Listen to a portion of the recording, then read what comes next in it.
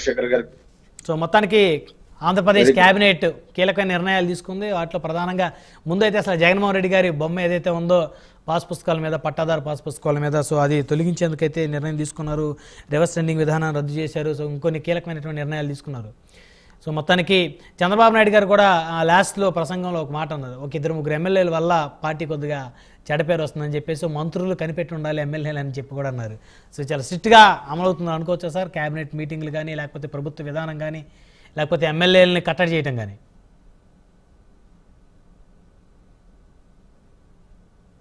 ఖచ్చితంగా బ్రహ్మనాయుడు గారు గత ప్రభుత్వం ఏవైతే నిర్ణయాలు తీసుకుందో ఆ నిర్ణయాలు బ్రహ్మనాయుడు గారు రీసౌండ్ వస్తుంది, నాకు రీసౌండ్ వస్తుంది. ఇప్పుడు కంటిన్యూ చేయండి సార్. ఇప్పుడు గత ప్రభుత్వం తీసుకున్న నిర్ణయాల్ని దానివల్ల చాలా బ్యాడ్ ఇంపాక్ట్ క్రియేట్ అయింది. వాటిని కరెక్ట్ చేయవలసిన అవసరం ఉంది ఈ ప్రభుత్వానికి. అది కరెక్ట్ చేస్తుంది. ఇప్పుడు ఉదాహరణకి ఈ రోజు క్యాబినెట్ లో తీసుకున్న ఒక నిర్ణయం reverse tendering. So reverse tendering ఎందుకు తెచ్చారు, దాని ప్రతిపాదనలు ఏంటి, దాని తాలూకా ఆలోచనలు ఏంటి అనేది చెప్పేటప్పుడు గొప్పగా చెప్పారు, కానీ దాని వాస్తవంగా అమలు చేయడంలో అంతా రివర్స్ అయ్యి దాని ప్రకారం చాలా నష్టం జరిగింది. సో రివర్స్ టెండరింగ్ తీసేయడం అన్నది చాలా మంచి పరిణామం.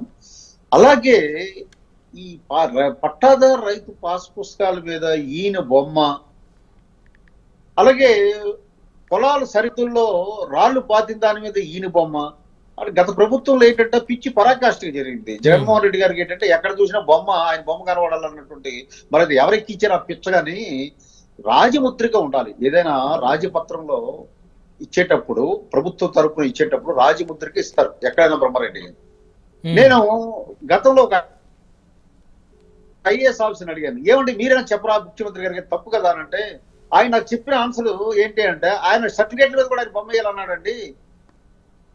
మేము పనికిరాదు, ఇంతకుముందు సుప్రీంకోర్టు జడ్జిమెంట్ ఇచ్చింది, పలానా స్టేట్ లో గొడవ అయిందండి బీహార్ లో అని చెప్తే ఆగాడండి, లేదంటే సర్టిఫికేట్ల మీద కూడా ఆయన బొమ్మ వేయమని గొడవ చేశాడు అని అన్నారు. అంటే దీన్ని బట్టి ఎంత పరిపాలన తీరు ఏ రకంగా ఉండిందో మనకు అర్థమవుతుంది. అది కూడా కరెక్ట్ చేయవలసినటువంటి అవసరం ఉంది. కాబట్టి అది కూడా మంచి నిర్ణయం. ఎందుకంటే దాని మీద కూడా ఎవరి బొమ్మ ఉండకూడదు. రైట్ పత్రదారు పాస్ పుస్తకంలో గతంలో కూడా రాజముద్రిక ఉండేది, ఇప్పుడు రాజముద్రిక ఉండాలి. గవర్నమెంట్ అంటే ప్రభుత్వం తాలూకా రాజముద్రిక చిహ్నాన్ని అక్కడ ముద్రించిస్తారు. అది మంచి నిర్ణయం. అలాగే అనేకమైనటువంటి నిర్ణయాలు మనం తీసుకునేటట్టయితే ఇవన్నీ సరిచేస్తున్నారు, సెట్ చేస్తున్నారు. ఒక రకంగా చెప్పాలని ఏంటంటే, ఈ గాడి తప్పిన అభివృద్ధి కానీ, గాడి తప్పిన పరిపాలన కానీ గాడిలో పెట్టే పనిలో ఉంది ఈ క్యాబినెట్. ఆ గాడిలో పెట్టే పనిలో ఈ రకంగా నిర్ణయాలు తీసుకోవడం అనేది మనం స్వాగతించాలి. ఫస్ట్ గాడిలో పెట్టి తర్వాత పరిగెత్తించాలి అడ్మినిస్ట్రేషన్, తర్వాత అడ్మినిస్ట్రేషన్ డెవలప్మెంట్ వైపు పరిగెత్తించాలి. అలాగే ఈ సందర్భంగా క్యాబినెట్ లో మీకు ఏ పార్టీలోనైనా సరే బ్రహ్మారెడ్డి గారు సర్వసాధారణం, 2-3 ఎమ్మెల్యేలు లేదా నాయకులు ఉంటారు, వాళ్ళ వల్ల దరిద్రం అంతా వస్తుంది ఆ పార్టీకి.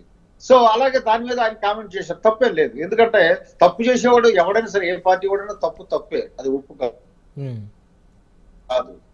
సో గత ప్రభుత్వంలో ఏంటంటే తప్పు చేసినా సరే సమర్థించుకుంటేవారు వాళ్ళు, ఏం తప్పు చేయలేదు, అదేం లేదని చెప్పేసి చేసి వాళ్ళ పరిస్థితి ఇంతవరకు తెచ్చుకున్నారు, అది వేరే విషయం. కాబట్టి హెచ్చరించారు ముందుగానే. సో వీళ్ళ వల్ల ప్రభుత్వం చెడ్డ పేరు రాకూడదు, మంత్రులు మీరు దాన్ని జాగ్రత్తగా చూసుకోవాలని చెప్పడం, ఇవన్నీ కూడా మంచి శుభపరిణామం ఆంధ్ర రాష్ట్రానికి. అలాగే మనం చూస్తా ఉన్నాం, ఆంధ్ర రాష్ట్రంలో 2 పారిశ్రామిక పార్కులు కేంద్ర ప్రభుత్వం గ్రాంట్ చేసింది. ఆ 2 కూడా రాయలసీమ ప్రాంతంలో కొప్పర్తి అండ్ చాలా సంతోషదాయకమైనటువంటి. ఎందుకంటే రాయలసీమ ఇట్ రిక్వైర్స్, అది అభివృద్ధిలో ఆ స్పీడ్ రాయలసీమలో రావాలి. అది చాలా మంది కూడా హర్షాతిరేకం దాని మీద ప్రకటిస్తారు. ఎందుకంటే బ్యాక్వర్డ్ స్టేట్ రాయలసీమ కానీ ఉత్తరాంధ్ర కానీ, ఈ రెండింటికి ఏ ప్రభుత్వాలు ఏ స్కీములు అనౌన్స్ చేసినా సరే సంతోషించే వాళ్ళం మొట్టమొదటి వ్యక్తి నేనండి. బికాజ్ రాయలసీమ వెనుకబడతానని చూశాను, అక్కడ పనిచేస్తూ ఉత్తరాంధ్ర భాషగా ఇక్కడ పరిస్థితి ఎలాగ ఉంది ఇక్కడ నాకు తెలుసు. కాబట్టి బ్యాక్వర్డ్ ఏరియాస్ డెవలప్మెంట్ అనే కాన్సెప్ట్ ని తీసుకురావాలి. గత ప్రభుత్వం ఏం చేసిందంటే మూడు డెవలప్ అయిపోద్దని ఒక పిచ్చి లాజిక్ లో వెళ్ళింది. అది కూడా ఇప్పుడు సెటరేట్ చేస్తుంది ప్రభుత్వం. కాబట్టి ఆంధ్రప్రదేశ్ కి మంచి రోజులు వచ్చే అనడంలో ఎంత మాత్రం సందేహం లేదు. అలాగే పరిపాలనలో స్పష్టత, పరిపాలనలో ట్రాన్స్పరెన్సీ, పరిపాలనలో నీతి నిజాయితీ అన్నవి అడ్మినిస్ట్రేషన్ లో వస్తున్నాయి. అలాగే గాడి తప్పిన వ్యవస్థలన్నింటినీ కూడా సరైన గాడిలో పెట్టడం, అది ఇంకా 1 or 2 months లో అది జరిగిపోతుంది. ఆ తర్వాత మనందరం రాజకీయాల్ని పక్కన పెట్టి రాష్ట్ర అభివృద్ధి మీద దృష్టి పెట్టవలసినటువంటి అవసరం ఉంది. రాష్ట్రం అభివృద్ధిలో అడుగంటిపోయింది కాబట్టి మనం అభివృద్ధిని పరుగెత్తించవలసిన అవసరం ఉంది. సంక్షేమం అభివృద్ధి రెండు కూడా ఆంధ్ర రాష్ట్రంలో పరుగులు పెట్టించవలసినటువంటి అవసరం ఉంది. ఆ దిశగా ఈ ప్రభుత్వం వెళ్తుంది. ఉదాహరణకి ఉప ముఖ్యమంత్రి గారు పంచాయతీరాజ్ సిస్టాన్ని ప్రక్షాళన చేయడం మొదలు పెట్టారు. అద్భుతంగా జరుగుతుంది. చారిత్రాత్మక 13,000 ఒక గ్రామాల్లో గ్రామ సభలు కండక్ట్లో ఒక రాజ్యాంగ వాతావరణం, ఒక పండగ వాతావరణం. మా గ్రామాన్ని మేమే బాగు చేసుకో ఉంటాము అన్నటువంటి దిశగా గ్రామ ప్రజలు ఈరోజు చాలా సంతోషాన్ని వ్యక్తం చేస్తున్నారు. ఈ రకంగా అన్ని విధాలు కూడా, అన్ని రంగాలు కూడా మన మన మన ఆనందదాయకం, అభినందనీయము. బ్రహ్మారెడ్డి రైట్ మళ్ళీ వస్తాం సార్. మనతోటి మాగిరెడ్డి పురుషోత్తమ రెడ్డి గారు ఉన్నారు, రాజకీయ విశ్లేషకులు. పురుషోత్తమ రెడ్డి గారు, గుడ్ ఈవినింగ్ అండి. నమస్తే అండి, మీకు శివశంకర్ గారికి ప్రేక్షకులు నమస్కారం. సో ఏపీ కేబినెట్ తీసుకున్నటువంటి కీలక నిర్ణయాలని స్వాగతిస్తున్నారా? ఖచ్చితంగా శివశంకర్ గారు ప్రస్తావించినట్టు కొన్ని మార్పులు చేయాల్సిన అవసరం ఉంది గత ప్రభుత్వం తీసుకున్న నిర్ణయాలు. ముఖ్యంగా జగన్మోహన్ రెడ్డి గారి ఫోటోని పాస్బుక్ల పైన ముద్రించడం కానీ, జగనన్న సర్వేల పేరుతో ఏదైతే సర్వే రాళ్ల పైన ఆయన ఫోటో కాదు కానీ ఆయన పేరు ఉంది, ఆ పేరు ఈ రెండింటిని తొలగించడం కరెక్ట్. నిజానికి ఒక దుందుడుకు స్వభావంతో కానీ దుస్సాహతమైన చర్యలు చేస్తే ఆ చర్యలు చివరకు మంచికి కూడా చుట్టుకుంటాయనే దానికి ఇది ఒక బెస్ట్ ఎగ్జాంపుల్. నిజానికి ల్యాండ్ టైటిల్ యాక్ట్ కి వీటికి సంబంధమే లేదు, కానీ రాజకీయ రచ్చంతా దీంతో చుట్టూ జరిగింది. జనం నమ్మేశారు. ల్యాండ్ టైటిల్ యాక్ట్ అంటే ఏంద్రా బాబు అంటే జగనన్న ఫోటోలు సర్వే రాళ్ళు అనుకునేసినారు. అంటే ఒక మంచి ఉద్దేశంతో టేకప్ చేసిన ల్యాండ్ టైటిల్ యాక్ట్ కూడా ఒక చెడు స్వభావం చేసి ఆ పార్టీ మెడకు చుట్టుకుంది. కాబట్టి ఖచ్చితంగా ఆయన ఫోటోలు తీసేయడం కరెక్టు, అదేవిధంగా ఆయన పేరుతో ఉన్నటువంటి సర్వే రాళ్ళపై తొలగించడం కరెక్టు. అదేవిధంగా కొన్ని రివర్స్ టెండరింగ్ ఉంది, రివర్స్ టెండరింగ్ ఏం అవసరం లేదు. ఇప్పుడున్న టెండరింగ్ విధానంలో పాటిస్తే మంచిది, పాటించరు. ఈ రివర్స్ టెండరింగ్ పద్ధతులు ఇప్పుడున్న సిస్టంలో పాటిస్తే పెద్ద ఇబ్బంది, మంచిది అంశం. అంటే శివశంకర్ గారికి ఒక్క చిన్న సవరణ ఏంటంటే, కొప్పర్తి అని ఆల్రెడీ ఎగ్జిస్టింగ్ ప్రాజెక్ట్ అది. డాక్టర్ రాజశేఖర రెడ్డి గారు ముఖ్యమంత్రిగా ఉన్నప్పుడే విమానాశ్రయం కొప్పర్తి, ఈ ప్రాజెక్టుకి 10,000 ఎకరాలు ఆ రోజు అందరూ హాస్యాస్పదంగా నవ్వుకున్నారు. 1000 ఎకరాలు కడప ఎయిర్పోర్ట్ కేటాయించాడు ఆ రోజు ఆయన. కొప్పర్తి కూడా ఆయన డిజైనే, శ్రీ సిటీ కూడా ఆయన డిజైనే. దీని ద్వారా ఏంటంటే మంచిది, కేంద్ర ప్రభుత్వం కూడా ఊతం ఇస్తుంది. ఈ రాష్ట్ర ప్రభుత్వం అనుకుంటే సాధ్యం కాదు, కేంద్ర ప్రభుత్వం కూడా దాన్ని తీసుకురావడం ద్వారా ఖచ్చితంగా రాయలసీమలో, ముఖ్యంగా వెనుకబడిన కడప జిల్లాలో పారిశ్రామిక వృద్ధి జరిగితే మంచి అవకాశాలు, ఉపాధి అవకాశాలు వస్తే అది పీస్ వాతావరణం దారితీస్తుంది. ఖచ్చితంగా శ్రీ సిటీకి అదనపు యాడింగ్ రాష్ట్రానికి కొప్పర్తి వస్తుంది, అది ఒక మంచి పరిణామం. కేంద్రం కూడా దానికి సపోర్ట్ చేయడం అనేది స్వాగతించాల్సిన. దీని ద్వారా రాష్ట్ర ప్రభుత్వం కూడా ఒక ఎక్స్పీరియన్స్ గా తీసుకోవాల్సిన అంశం ఏంటంటే, ఉపాధి కేంద్రాలుగా పారిశ్రామిక అభివృద్ధికి 2 ప్రాంతాలు చాలా అనుకూలమైన ప్రాంతాలు, ఒకటి రాయలసీమ, 2 ఉత్తరాంధ్ర. అవసరం అనుకూలం 2 ఉండడం అనేది ఒక అద్భుతమైన విషయం. అవసరం రాయలసీమ ఉత్తరాంధ్ర అభివృద్ధికి, పారిశ్రామిక అభివృద్ధి అవకాశాలు కూడా ఈ 2 ప్రాంతాలు ఉంటాయి. మీరు చూడండి, 2014 విభజన తర్వాత నుంచి వచ్చిన పెట్టుబడులు 90% ఈ 2 ప్రాంతాలను ఉంటాయి, ఇంకెక్కడ కనపడవు. ఎందుకంటే భూమి ఉంది, మంచి వాతావరణం ఉంది. కాబట్టి ఆంధ్రప్రదేశ్ ప్రభుత్వం నూతన క్యాపిటల్ ఏదైతే ఏకీకృత క్యాపిటల్లో ఉపాధి కేంద్రం కూడా మారుస్తానంటుంది, అది ఆచరణలో సాధ్యం కాదు. మీరు సింగిల్ రాజధానిగా అమరావతి పెట్టాను, నేనేం తప్పట్ను. బట్ ఉపాధి కేంద్రంగా అంటే పారిశ్రామిక అభివృద్ధి కానీ, ఇన్స్టిట్యూషన్స్ కానీ విశాఖపట్నం మరియు తిరుపతి, కడప ఇది బెస్ట్ ప్లేస్ అవుతాయి. ఎందుకంటే చెన్నైకి, బెంగళూరుకి దగ్గరగా తిరుపతి ఉండడం, విశాఖ ఆల్రెడీ డెవలప్మెంట్ ఉండదు. కాబట్టి అంతర్జాతీయ అవకాశాలు కానీ, ఐటీ సెక్టార్ని కానీ అందిపుచ్చుకునే కెపాసిటీ ఈ రెండింటికి ఉన్నంతగా అమరావతికి ఉండదు. ప్రయోగం చేసినా సక్సెస్ కాదు.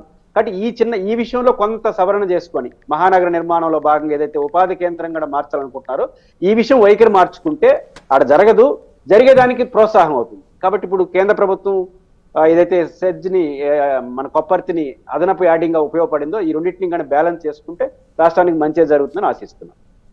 రైట్ శివశంకర్ గారు, సో వైఎస్ఆర్ కాంగ్రెస్ పార్టీలో ఒక్కొక్కరు దుకాణం సర్దేసుకుంటా ఉన్నారు. ఎవరైతే ఆ పార్టీ అధినేత ఆయన అధికారంలో ఉన్నప్పుడు ఎవరినైతే చేరదీశారో, ఎవరినైతే హక్కును చేర్చుకున్నారో సో వారు వెళ్ళిపోతున్నారు. ప్రధానంగా మోపిదేవి వెంకటరమణ గారు అంటే జగన్మోహన్ రెడ్డి గారికి అత్యంత సన్నిహితుడిగా మొదలుపడ్డారు. ఆయనతో పాటు జైలుకు కూడా వెళ్ళినటువంటి నాయకుడు ఆయన. సో ఆయనకి ఎమ్మెల్సీ ఇచ్చి మినిస్టర్ చేశారు. సో ఆయన తర్వాత ఎమ్మెల్సీ రద్దన్నప్పుడు ఆయన చేత రాజీనామా చేయించి మళ్ళీ రాజ్యసభ ఇచ్చారు. సో కాకపోతే ఆయన ఎక్కడ వదులుకోవాలి. సో ఆయన అడిగినట్టు రేపల సీట్ ఇవ్వకపోవడం కూడా కాస్త మనస్తాపం చెందినట్టున్నారు. ఏదేమైనప్పుడు కూడా పార్టీ అధికారంలో లేదు, అధికారంలో లేనప్పుడు అండగా ఉండాల్సినటువంటి నేతలు ఒక్కొక్కరికి ఎందుకు దుకాణం చదువుకుంటున్నారు అనుకోవాలి. అంటే బ్రహ్మనాయుడు గారు వైసీపీ పార్టీ అంతర్గత వ్యవహారం గురించి నన్ను అడిగారు. అది ఒక భాగం కాబట్టి, ప్రజాస్వామ్యంలో అది ఒక ప్రక్రియ కాబట్టి నేను దాని గురించి మాట్లాడే హక్కు నాకు ఉంది. ఇక్కడ ఏమవుతుందనంటే ఏ రాజకీయ పార్టీలోనైనా సరే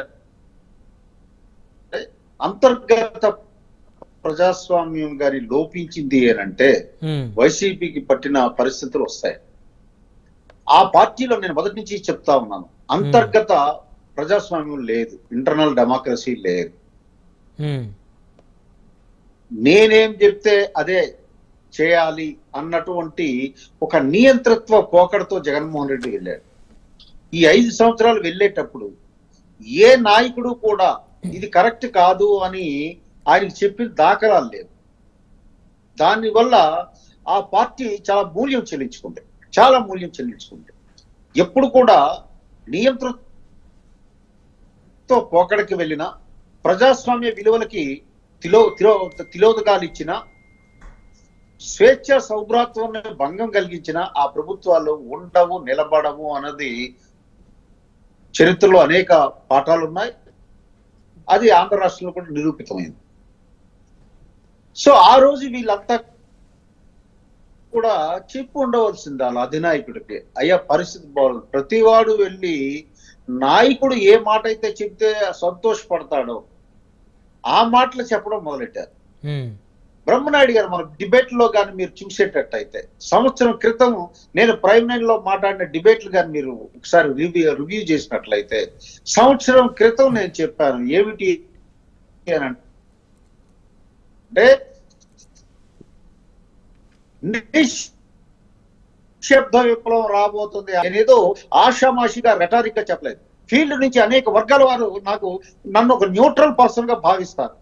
వాళ్ళు చెప్తున్న విశేషాలని, నాకు తెలిసిన ఇన్ఫర్మేషన్ వాళ్ళ ఇంటెలిజెన్స్ తెలియదా, ఆ ప్రభుత్వం ఆ నాయకులకు తెలియదా? వాళ్ళందరూ కూడా అధినేతని పొగడడం, బాంఛన్ దొర అని గులామిగిరి చేశారు. సో అసెంబ్లీలో పొగడ్తల వర్షం, అన్నలకన్నా అన్న, అందరికీ పొగడటం. ఆయనే మన వల్ల ఏమైందా, అందరూ నష్టపోయారు. సో ఇప్పుడు మీరు పార్టీ వదిలేసి వెళ్ళిపోవడం అంటే విలువలు లేవా?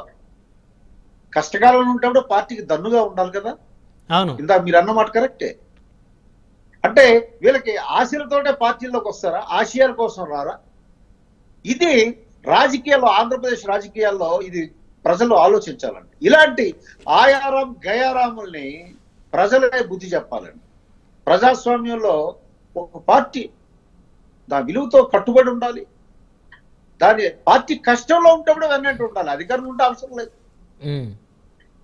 ఈ రోజు మా పార్టీ కష్టం వచ్చిందని చెప్పేసి ఈ పార్టీ పని నేను వేరే పార్టీలకు వెళ్ళిపోతానంటే అది ఎంత అరాచకము, ఎంత అసహ్యకరమైనటువంటి ఆలోచనలు ఈ నాయకులకు ఉందంటే, మోపిదేవి లాంటి సీనియర్ నాయకుడు కూడా, ఆయన వైఎస్ రాజశేఖర రెడ్డి గారి దగ్గర నుంచి కూడా ఆయన మంచి అంశాలు, అటువంటి ఆయన కూడా పక్క చూపులు ఓకే